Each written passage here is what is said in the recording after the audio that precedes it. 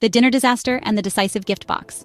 It all began on a Friday evening when I accepted Mark's invitation to dinner with two of his work friends. Mark, my boyfriend of 2 years, had never really included me in his work life, so I was genuinely excited. The restaurant was fancy, and I arrived 2 minutes late due to traffic. Mark greeted me curtly, then immediately criticized my dress in front of his friends. Throughout dinner, he droned on about work, cutting me off every time I tried to join the conversation. He even told his friends I didn't really understand how things work in the real business world, as if my retail management job was nothing. The final straw came when I started to tell the story of how we met. Mark interrupted, saying, "My friend just felt bad for her. I was doing her a favor, really." He laughed. I excused myself to the restroom, desperate to avoid crying in front of them.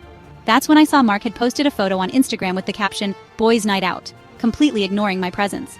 When I returned to the table, the bill arrived. Mark glanced at it, then slid it to me. "You know what? I don't think this is working," he said. "I'm just not attracted to you anymore. I think we should break up." In the middle of a restaurant, in front of his friends, after 2 years. I was utterly blindsided. He stood up, grabbed his jacket, and loudly declared, "A girl like you should be grateful I even dated you this long. You're not exactly a prize." Then, he and his friends walked out, leaving me with a $475 bill.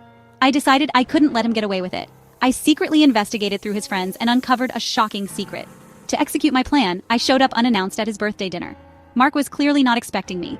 He tried to pull me aside to talk privately, but I said loudly enough for everyone to hear that I'd just drop off my gift and leave.